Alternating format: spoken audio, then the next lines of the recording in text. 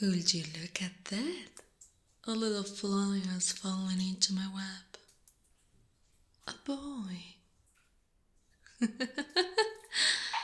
What brought you to me, little fly? We aren't exactly close to the surface.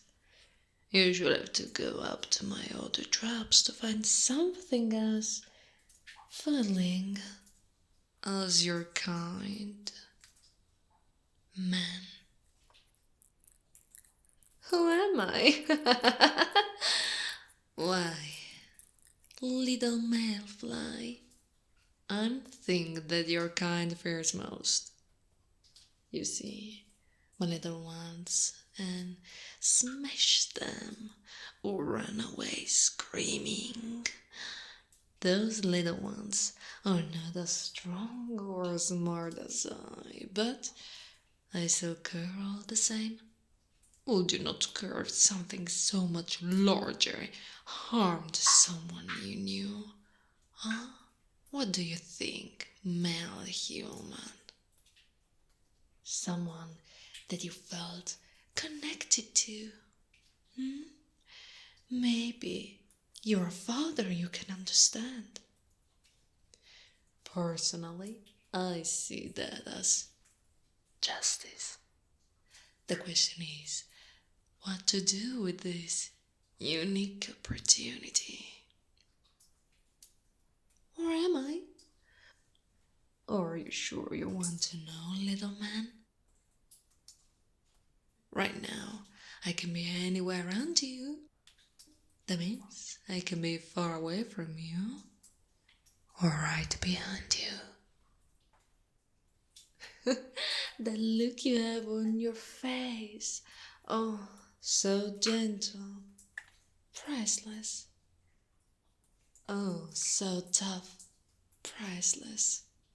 It's been so long since I've had a guest in my humble abode, especially someone so easy on all six of my eyes.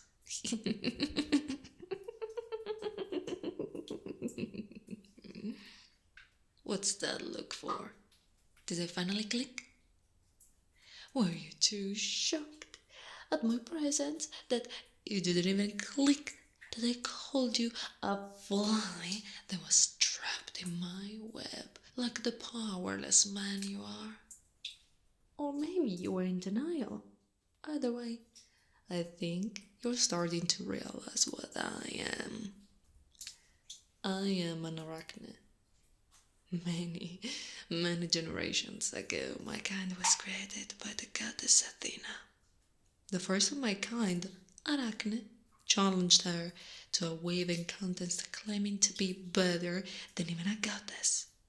The thing is, she actually was, though there is no evidence supporting that since the jealous goddess destroyed Arachne's work and transformed her into a monster.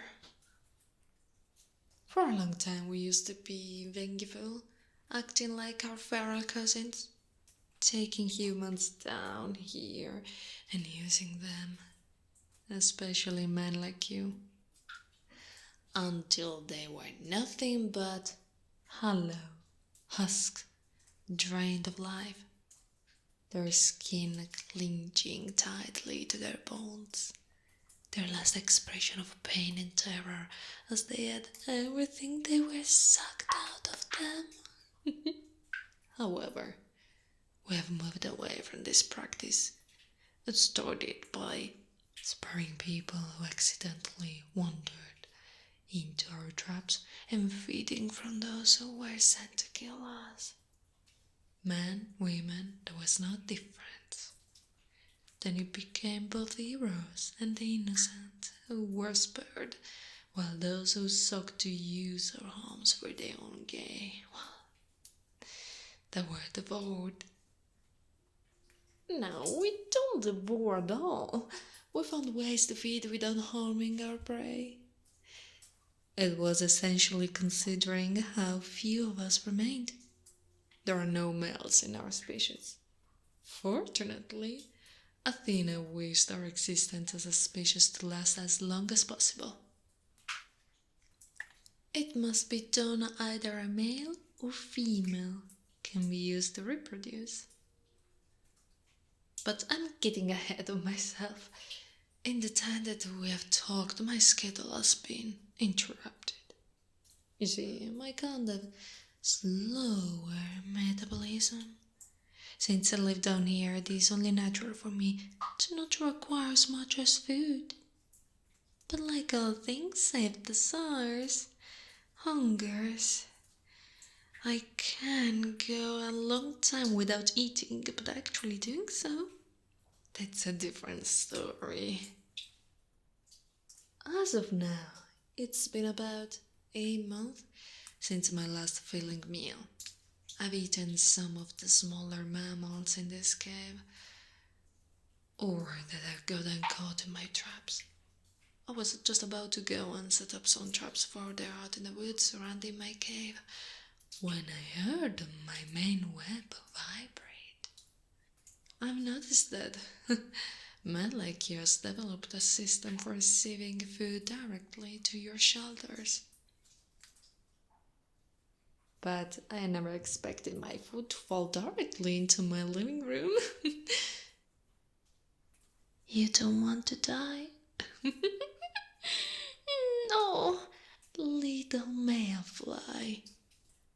You haven't been listening at all, have you? My kind no longer have a taste for the things that keep you alive. We developed in a way that allows us to consume in what you have to spare. I'll give you a hint. Being an all-female species helps when it comes to feeding. Oh, but where are my manners? You aren't even close to being ready yet. I think you need to be in something more comfortable.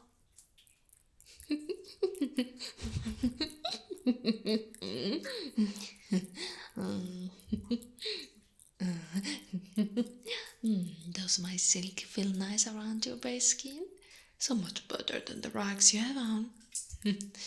Just gotta strand away and replace. Soon you'll be tightly wrapped up in a cocoon of my silk. Wrapped up so tightly, yet it will feel so nice that it will be like you were naked. All the benefits to being clothed, but all the comforts with being bare.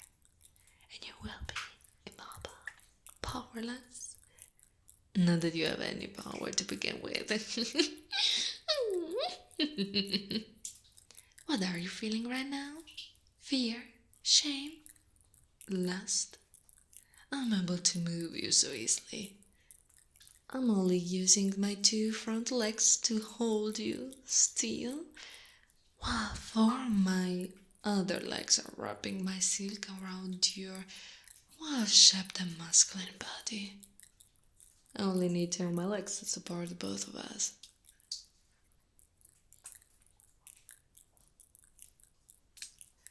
And you're so small compared to me. Sure, from the waist up we might be similar, but the rest of me, it could completely cover you. All done. Even among my sisters, my skills with weaving are unmatched. My bones are so precisely made that you can barely see where one strand ends and another begins. And you, my little man-fly, your form shows clearly as my silk is still tightly clinging to you. It makes my mouth water and my fangs drip as my venom glands swell in anticipation.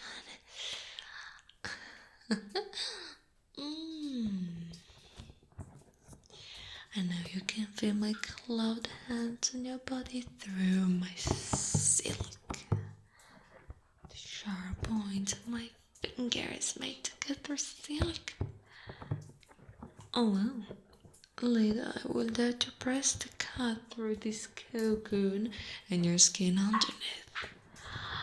But I won't. You, boy, are now among my most prized possessions. You will never be able to leave. But do not fret, my little fly. I will care for you so that you can continue to provide for me.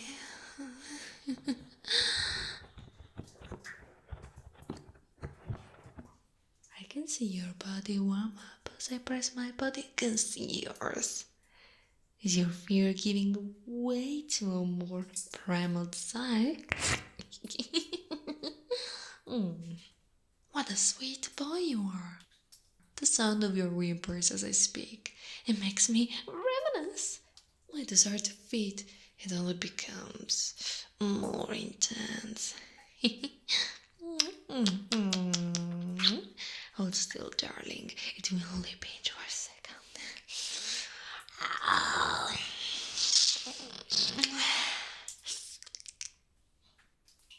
That should be enough of my venom. I can already feel starting to take effect. My eyes pick up on it. I'm watching my venom coursing through your veins. The heat of it is so much warmer than most of your body. And the warmth is spreading. Soon will come chills, and you will start to feel like you're burning up because your body to become sensitive to the lightest touch. But don't worry, by the time the first stage is done, you'll be begging for my aid. But I'm not curious to leave you like this. I will help you through this.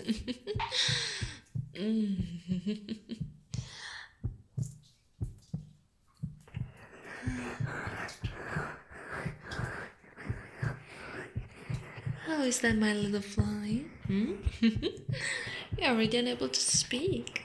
Only able to communicate in a pathetic whimpers and sharp breaths, just like the male you are. What's wrong? Are you too sensitive for my little ear massage? Poor thing. Poor thing. Is my venom starting to make you so sensitive? My silk plays more of a part than just holding you. It allows for higher levels of sensitivity. You see, with each moment that either I or you make it pulse a tight silk just enough to rub against your skin, that means that any movement that either of us makes, it will get much more intense. Because for me, it isn't enough to just bind you physically. I want to bind you mentally. I want to dream of yourself bound in a web of pleasures and emotions so that you can't escape. You can't escape me. Not even in unconsciousness. I will be your world. You will rely on me just as I rely on you. Does that not sound just wonderful?